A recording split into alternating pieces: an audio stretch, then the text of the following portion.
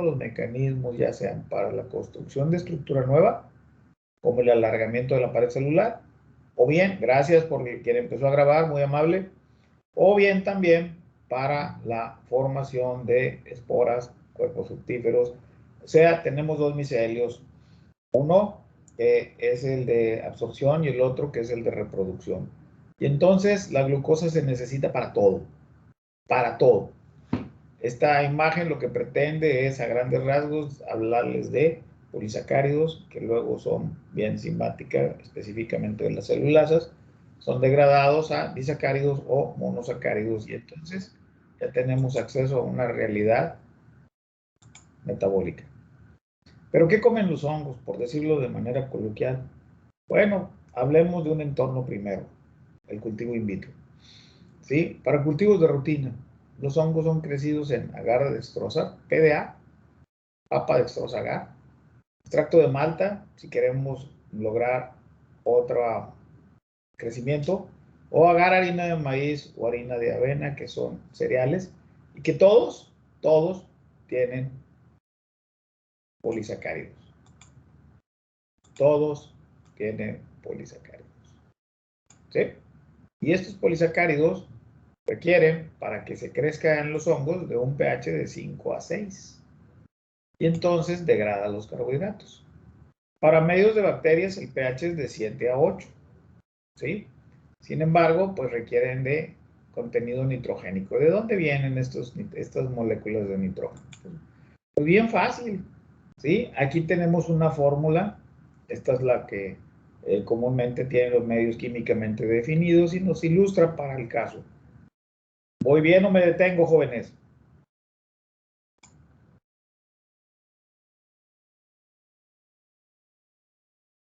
¿Voy bien o hay dudas? Voy bien. Sobres. Ya está, Noemí.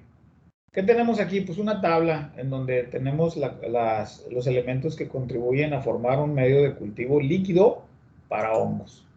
La diferencia con un medio de cultivo sólido es que llevará agar. ¿Sí? Y bueno, ¿qué es lo que tiene un medio mínimo para cultivar hongos? Pues tiene sales minerales, como sales de amonio o sales de nitrato de sodio, por ejemplo, nitrato, y estos vienen de aminoácidos. Esa es la fuente. Y luego tenemos nosotros también, de ahí pueden provenir. Y luego tenemos también nosotros la necesidad de otro tipo de sales, como el fosfato ácido de potasio, que vienen a contribuir a tener un pH definido. El sulfato de magnesio, que tiene que ver con cofactores junto con el cloruro de calcio, cofactores para las reacciones enzimáticas. En esta catálisis, bueno, pues tienen que existir también estos iones fierro, estos iones zinc, estos iones cobre, y tienen que ver con las rutas metabólicas en donde hay este tipo de necesidades. Pero lo más importante son los 20 gramos por litro de glucosa. Eso es lo más importante. Es decir, todo lo demás es accesorio, pero sin esto no hay una oportunidad de crecimiento. ¿Qué tenemos aquí, jóvenes? Pues tenemos una gráfica en donde tenemos una manera de contar logarítmicamente el número de células contra el tiempo, de tal manera que podemos observar aquí que tenemos dos fases logarítmicas, y esto es atípico. Esto se llama crecimiento diáusico. Ahora bien, ¿a qué se debe? ¿Qué podemos inferir? Estamos hablando de un caso de una levadura y en un medio de lactosa.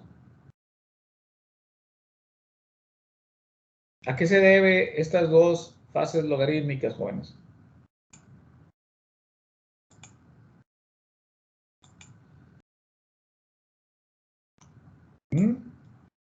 A un cambio de sustrato del que se alimenta. ¿A un cambio de qué, perdón? O sea, a un cambio de alimento. O sea, puede ser que cambie de glucosa a sacarosa o alguna otra cosa. Ahí te va, Rubén, gracias.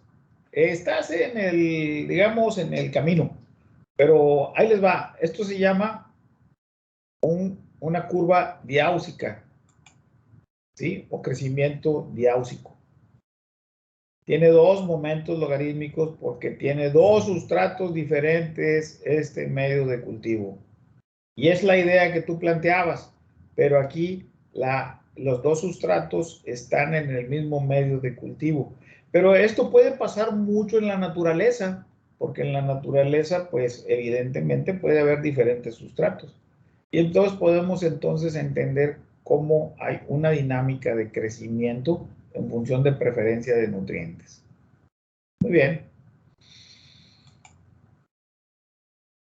El asunto aquí se complica un poco más en una visión integradora, amplia, en donde hablamos de fuentes de carbono, sustratos que proporcionan carbono al crecimiento de los hongos. Por aquí tenemos una serie, en esta curva tenemos una serie de compuestos de menor a mayor complejidad química. Pero por el otro lado es una forma de estimar el incremento de la utilización de nutrientes. ¿Cuáles son los más usados? Los monosacáridos. ¿Por qué? Porque es el tamaño de molécula apropiado para pasar por la pared. En menor grado, almidón, hemicelulosas, lípidos, proteínas, quitina, queratina y lignina, que son estas. Y se fijan, definitivamente es mucho más especializado, requieren de un pool metabólico, bioquímico, enzimático, muy especializado para poder degradar esto. Por el otro lado también hay oportunidades desde la posibilidad de que utilices metano como fuente de carbono, pasando por alcoholes, pasando por ácidos grasos, pasando por aminoazúcares o disacáridos, en función de que los disacáridos serían los más utilizados. Sin embargo, imaginemos, les refería yo en el otro grupo una anécdota. Alguna vez en el laboratorio teníamos por ahí un matraz con ácido acético. Más bien era un frasco de tapón esmerilado y estaba cerrado completamente. Entonces empezamos a ver al paso de los meses que crecía un micelio dentro del ácido acético. Entonces esto no es parte de una declaración, es parte de una declaración y de una experiencia propia. Los hongos pueden tomar diferentes fuentes de carbono y esto va a ser de acuerdo a la disponibilidad. Si en un momento dado nosotros estamos en medio de un bosque, pues la lignina sería la oportunidad de tener cerca una gran cantidad. Si estamos hablando de dermatofitos, pues la queratina, esta proteína es la que en un momento dado será la mejor fuente de carbono. La quitina, la hemicelulosa y el almidón, pues estos los vamos a encontrar en el bosque de encino, pino, en donde hay hojas verdes, y así sucesivamente. Pero hay algunos ambientes muy inhóspitos, por ejemplo, como alcoholes, que pueden ser fuentes de carbono también, sin embargo no es lo común. Aquí lo que yo pretendo es compartirles a ustedes la amplitud, la gama tan amplia de oportunidades de fuentes de carbono que tienen los hongos para vivir. Si hay preguntas, me interrumpen por favor o las ponen en el chat. Muy bien. ¿De qué estamos hablando ahora? Pues estamos hablando de que en su momento todos estos insumos tienen que pasar a través de la pared. Y entonces, alrededor de las hifas hay una zona de erosión en donde se está obteniendo, en este espacio, los nutrientes que hay en el entorno externo, sea un medio de cultivo químicamente definido, o sea, algún ecosistema en la naturaleza, pero lo inmediato es lo que va a absorber. De tal manera de que estos procesos son muy eficientes en términos de energía y pretenden ser eficaces en términos de vida. ¿Eficientes por qué? Porque toma lo más inmediato y esto le requiere menos energía para trasladarlo de un lugar a otro y sobre todo para internarlo en el citoplasma, ya sea en el caso de un crecimiento longitudinal o un crecimiento levaduriforme. Liberar las enzimas al medio ambiente, degradadoras, se producen nutrientes simples y asimilables. Entonces, de eso se trata, de liberar exoenzimas para tener celulosa como punto de partida y tener glucosa para insumo necesario para toda esta ruta metabólica. Bueno, pues ahí está. ¿Qué situaciones negativas pueden presentarse? Pues muchas situaciones negativas, desde la disponibilidad, desde la temperatura no apropiada, desde el pH que no favorece la actividad enzimática y por otro lado también la disponibilidad de agua en su momento también es muy importante para que puedan darse estas reacciones. Sin embargo, aquí hay un elemento, defensa del territorio. Hablamos del hongo. Hablamos del hongo y la síntesis de polimerasas está fuertemente regulada por mecanismos de retroalimentación.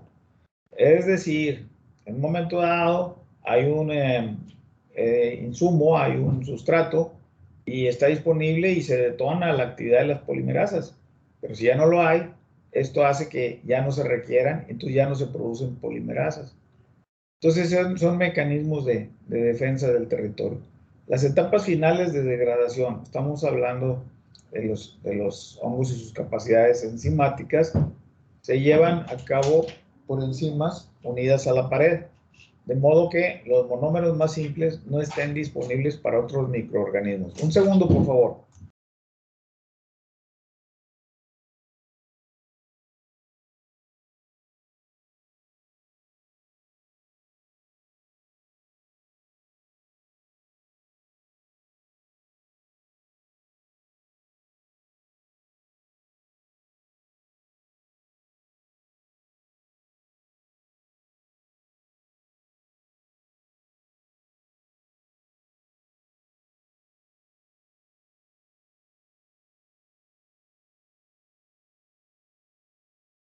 Disculpen, pasó algo aquí que me interrumpió la atención y bueno, estoy con ustedes.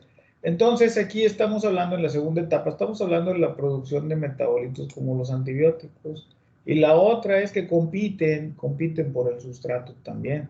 Y otros microorganismos pues ya no van a poder desempeñarse. Y los hongos degradadores de polímeros producen metabolitos antimicrobianos, pues son las enzimas y son los antibióticos. Esto ya lo habíamos visto en metabolitos y metabolismo. Entonces hay fenómenos de competencia y hay fenómenos de inhibición también. ¿Sí? Vamos adelante.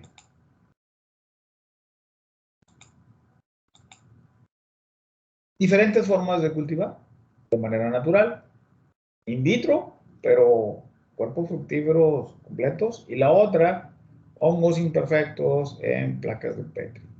Que en todos están los procesos de los que les estoy hablando implicados, en todos estos.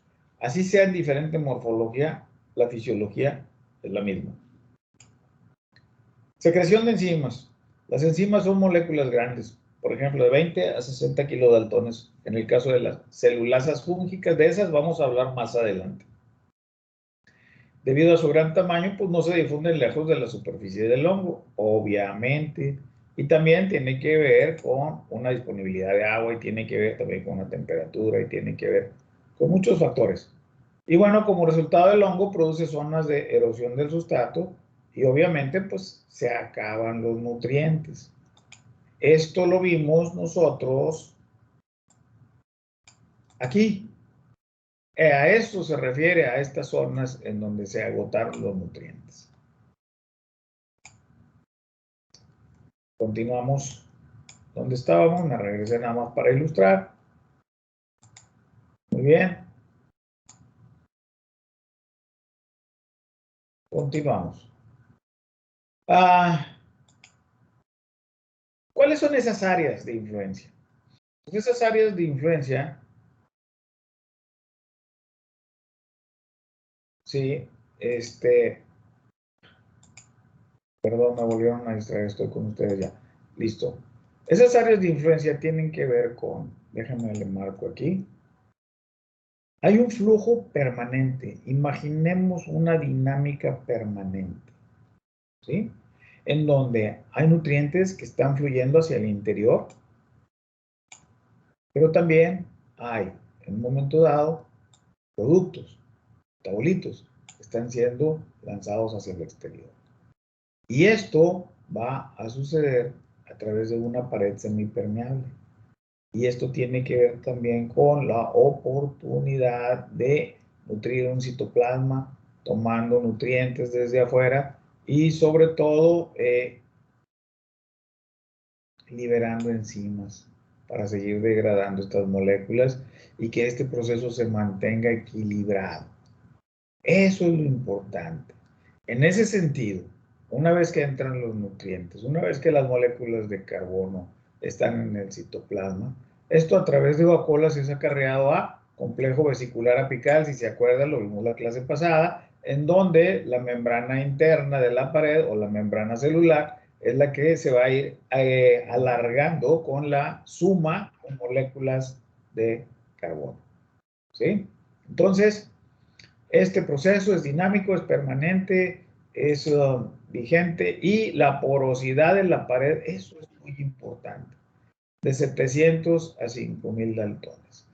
Es decir, en este rango es donde el tamaño de molécula es accesible para que pueda ser llevado hacia el interior del citoplasma. La secreción de las enzimas se produce en zonas de crecimiento, formando nueva pared. Pues se los decía ahorita que les mencionaba la membrana interna de la pared. Acuérdense que es una pared multicapa. Y bueno, ¿cómo se demuestra esto? Bueno, pues lo vimos en algunas microfotografías de la clase anterior, en donde se puso algunas moléculas con marcadores fluorescentes y se veía cómo se integraban estas a la estructura del hongo, ya sea en los septos o ya sea en la pared. Y bueno, la celulosa es el polímero natural más abundante en la Tierra, no nos extraña. Y bueno, esto hace que sea el 40% de la biomasa vegetal disponible o producida anualmente. Y esto es la riqueza que hace que el reino fungi se mantenga y tenga una funcionalidad en los ecosistemas.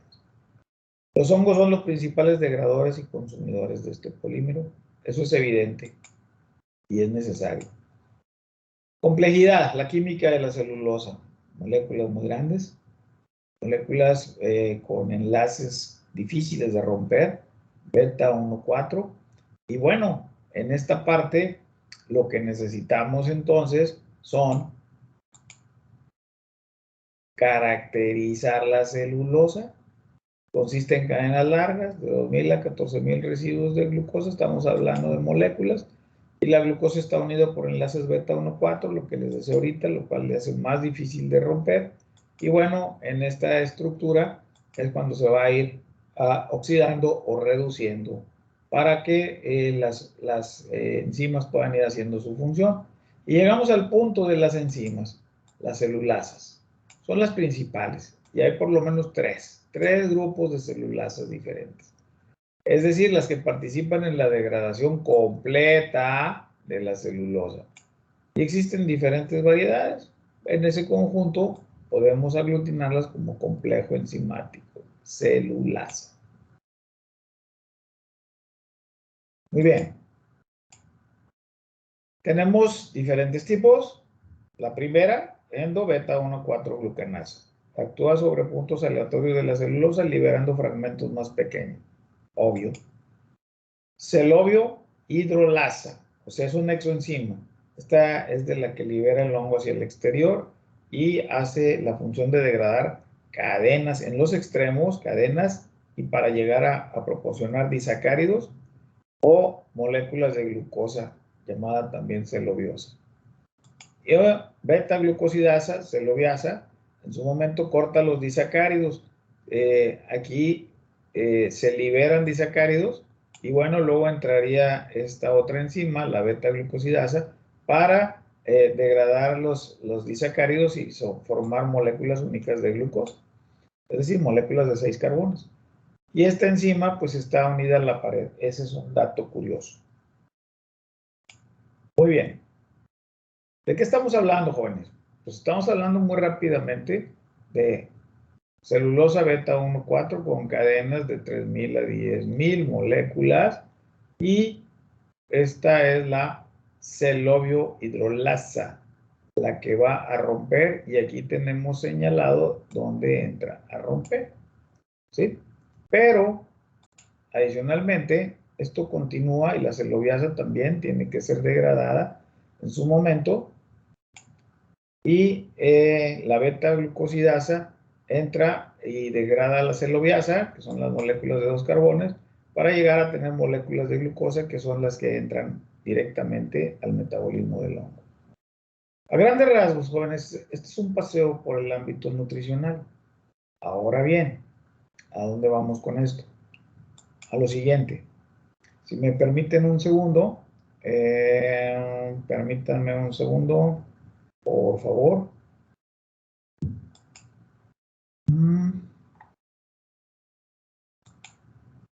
Estoy con ustedes.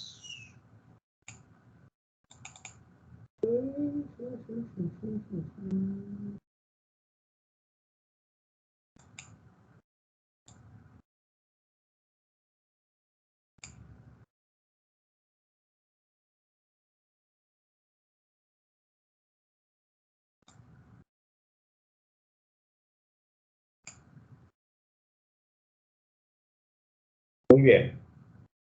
En su chat tienen ustedes un archivo en PDF. Lo van a consultar si lo necesitan. Y si no, no se preocupen. ¿Sí? Diferencia entre los medios usados para hongos y bacterias. Un comentario suyo. Fuentes de carbono más usadas por los hongos. Nombre del crecimiento bifásico generado por la preferencia de nutrientes. Rango de tamaño de las celulasas. Tamaño de poro de la pared fúngica. Polímero natural más abundante del planeta. Estructura química de la celulosa. Enlaces. ¿Cuántas celulasas conforman el complejo enzimático? ¿Cómo se llaman? Y finalmente, ¿cómo actúan? Con esto, jóvenes, les voy a pedir que tomen un screenshot estas 10 preguntas y en un archivo de Word las van a contestar, y ya sea que las suban aquí en el chat directamente, o perdón, discúlpenme, o bien lo guardan en tareas. Esto, por favor, lo hacen en lo más pronto posible, de preferencia que el día de hoy estén contestadas estas 10 preguntas, estas 10 cuestiones.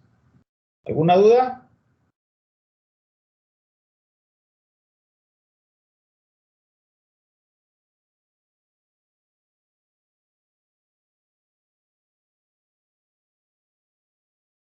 Muy bien, gracias Natalia, gracias. En su momento, Leonardo, aquí voy a estar, nada más voy a apagar la cámara y el micrófono, y voy a estar atento.